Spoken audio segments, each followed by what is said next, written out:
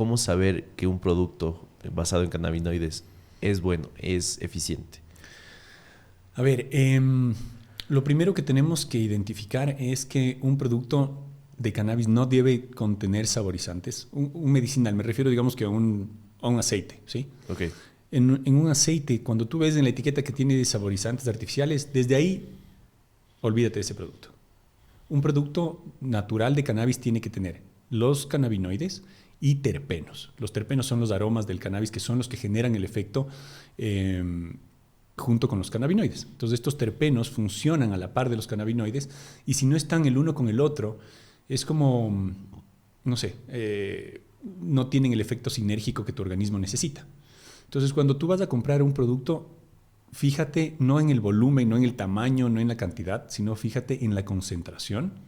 Fíjate que sea un full espectro, porque existen productos hechos a base de cannabis aislado y productos a base de cannabis espectro completo. Y esto es tan simple como, ¿qué es mejor para ti? ¿Tomarte una pastillita de vitamina C o comerte una naranja?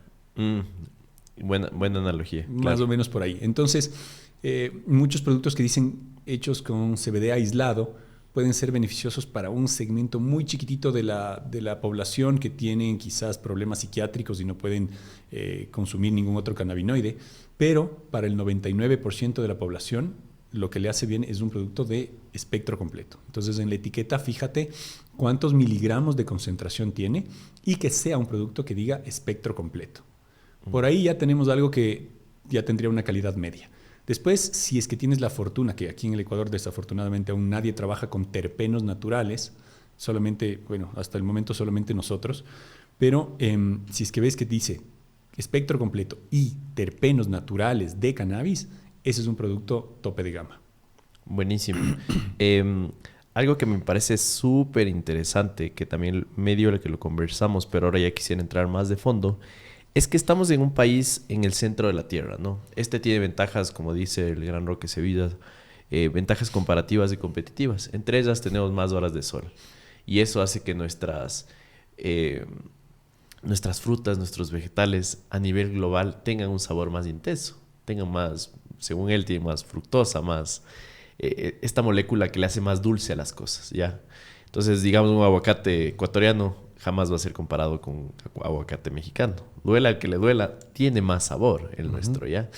Entonces, siento que al estar acá sí tenemos algunas ventajas a nivel global, ¿no? De cultivos, ajá, a un nivel de agronomía. Sin embargo, nos falta muchísima tecnología y tanta cosa, pero tenemos muchísimo potencial. Tú debes estar al tanto de eso.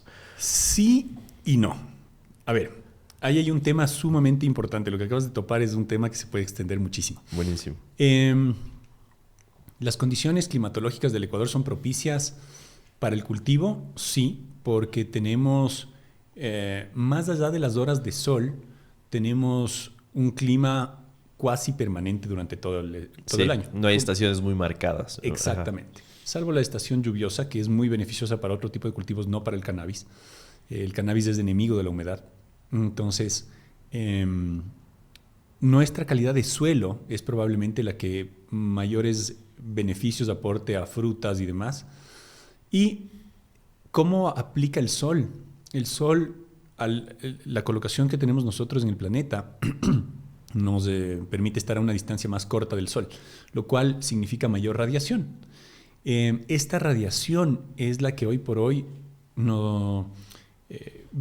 siempre nos ha perjudicado como seres humanos porque la piel nos hace pedazos. Exacto, a nivel personal malo. Pero en el cannabis es muy positivo, pero hay un pero también. ¿Por qué es muy positivo? Porque el cannabis se alimenta de radiación. Y no es verdad que tengamos más horas de sol. Tenemos más horas de sol, obviamente, que en el invierno de Europa o en el invierno de Norteamérica. Tal vez en horas total del año. Justo. En horas totales, correcto. Pero la planta de cannabis originalmente está diseñada para 18 horas de luz continuas durante sus 2 meses de vegetativo y 12 horas u 8 horas de sol en su etapa de floración. Entonces, hoy por hoy, esta radiación, nosotros tenemos una normativa en el país que permite el cultivo solamente de CBD, no marihuana. ¿Ok? CBD, recordemos, aparte de la molécula, es una planta también, Sí, ¿no es cierto? exactamente. Ya. Haz de cuenta que a la planta de marihuana, Ajá. una planta de marihuana tú la cultivas y tiene altos niveles de THC y bajos niveles de CBD y bajos niveles del resto de cannabinoides. Perfecto. Esa es la planta de marihuana. Se alteró genéticamente la semilla de la planta de marihuana para que suba sus niveles de CBD, baje su nivel de THC y mantenga el resto de cannabinoides. Eso es básicamente la planta de CBD. Y más adelante vamos a conversar de otra que me dices que hay CBG. CBG. Es lo mismo, una alteración, entonces Perfecto. se bajó el Entiendo. THC, se bajó el CBD y se subió el CBG, entonces se mantienen el resto de cannabinoides. Pero al tener esta normativa que te permite cultivar solamente CBD, la radiación que alimenta la planta hoy por hoy nos juega en contra. ¿Por qué? Normalmente una planta de cannabis toma 4 meses en su desarrollo, promedio. Ok. Aquí en el Ecuador tú puedes llegar a un máximo del 1% de THC en producción y las plantas en promedio están entre un 15 y un 18% de CBD. Si tú las dejas madurar, si tú las dejas crecer una semana más, el nivel de CBD sube un poquito más y el nivel de THC también. Oh.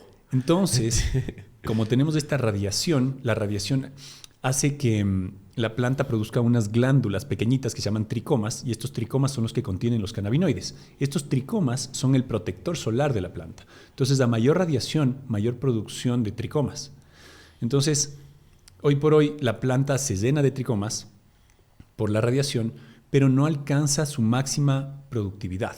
En lugar de tenerla que cosechar a los 4 meses con una producción, yo qué sé, por decirte cualquier cosa, de 500 gramos, nos toca cosecharla a los 3 meses y medio con una producción de 350 gramos. Todo para estar dentro de la legislación, ¿no? Correcto. Ok. Pero una vez que se despenalice el THC, ahí sí nos va a jugar a favor, porque vamos a tener el THC, las plantas de marihuana, más potentes del planeta. Cuando suceda eso, ahí sí nos va a beneficiar. Hoy por hoy no nos beneficia. En el cultivo de cannabis no nos beneficia. Y el THC no hay que asustarse, ¿no? El THC, más allá de que hablemos de la planta de marihuana, es una maravilla. El THC en el aspecto medicinal es beneficioso para muchísimas cosas, ¿no? Pacientes oncológicos, dolores, náuseas. Tenemos un montón de beneficios, entonces no tenemos que asustarnos con ese. Si es que se despenaliza la marihuana, pues será para usos medicinales y obviamente el aspecto recreativo tendrá que tener su control. Buenísimo. Entiendo que en el tema de legislación, incluso con las limitaciones que tenemos a nivel regional, ¿cómo nos podrías tasar? O sea, ¿en qué posición estamos de qué tanto la legislación apoya? Porque entiendo, a ver, acabas de mencionar un dato súper interesante, THC 1%. Más allá no se puede cultivar. Uh-huh. ¿Cómo le tasas a nivel regional la parte legislativa? ¿Y qué crees que sería muy interesante para la industria que debería pasar a un nivel legislativo para que esto pueda llegar a un siguiente nivel?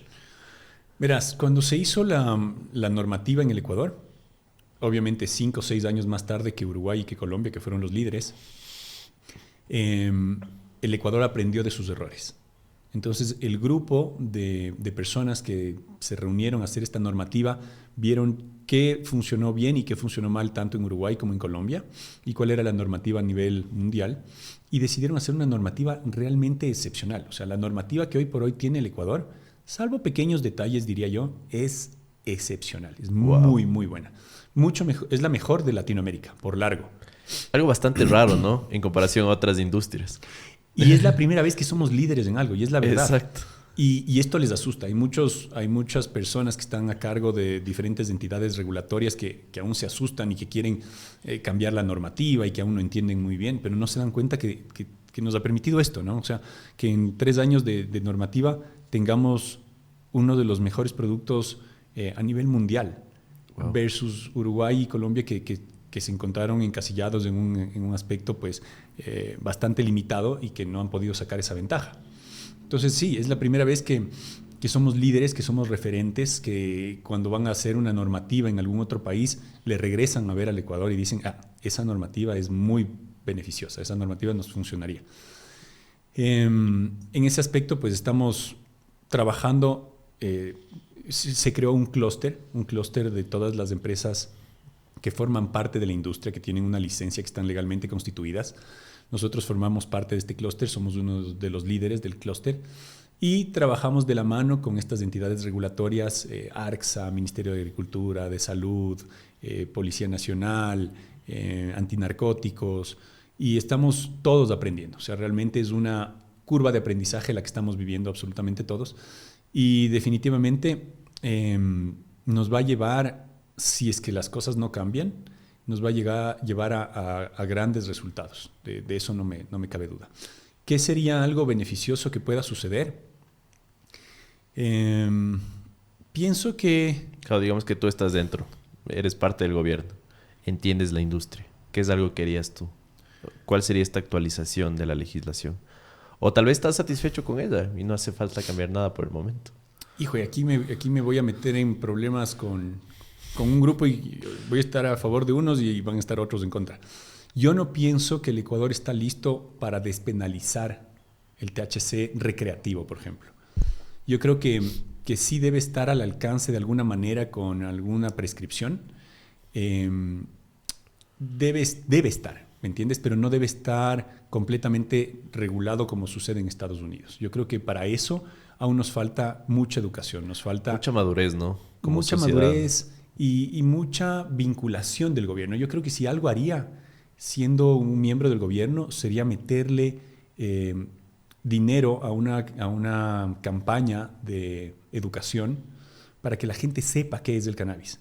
Y primero que nada, pues deje de estigmatizarlo como el veneno y como la droga que siempre fue durante muchos años, como le categorizaron.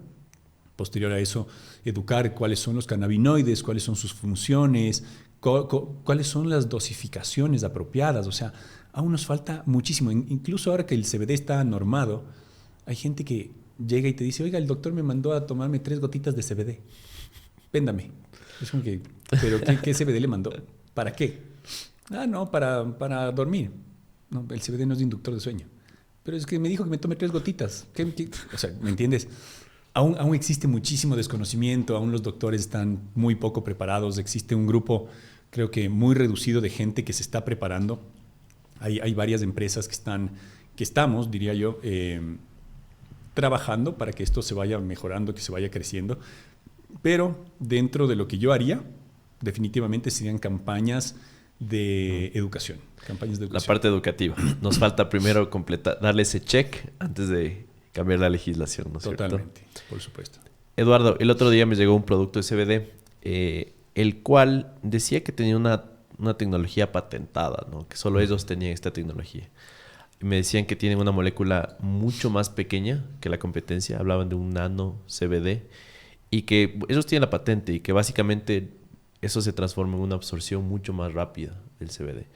Quisiera que me compartas qué tan cierto es esta afirmación. A ver, el tema de la nanotecnología no es nuevo en la industria, ni del cannabis ni de la medicina. La nanotecnología se la viene utilizando en muchas industrias desde hace muchísimo tiempo. No existe una patente. A ver, el uso de la nanotecnología no le corresponde a una sola empresa. De hecho, nosotros trabajamos con nanotecnología y existen muchos métodos de aplicarla, Okay. muchas formas de utilizarla. Esta empresa tiene sea la empresa a la que te refieres, tienen un producto colocado en distintos mercados, vienen desde México y no tienen una exclusividad ni mucho menos. Eso nos pertenece absolutamente a todos los que deseemos incursionar en el tema de nanotecnología. Y sí, la nanotecnología es espectacularmente beneficiosa si es que se la sabe utilizar. Nosotros venimos 2 años trabajando en esto. La nanotecnología es muy delicada porque si uno no sabe hasta qué tamaño llevar a la molécula, una molécula normal de CBD, por ejemplo, tiene 2000 nanómetros de tamaño. Okay. Y tú la puedes ir reduciendo a micropartículas y a nanopartículas hasta medidas de 2 nanómetros. Wow, es bastante más pequeño, claro. Claro. Y eso tu organismo lo absorbe muchísimo más rápido y te genera un efecto mucho más inmediato. Pero si es que tú no sabes del rango en el cual se vuelven tóxicas las nanopartículas, en lugar de ser algo beneficioso, puede ser algo contraproducente.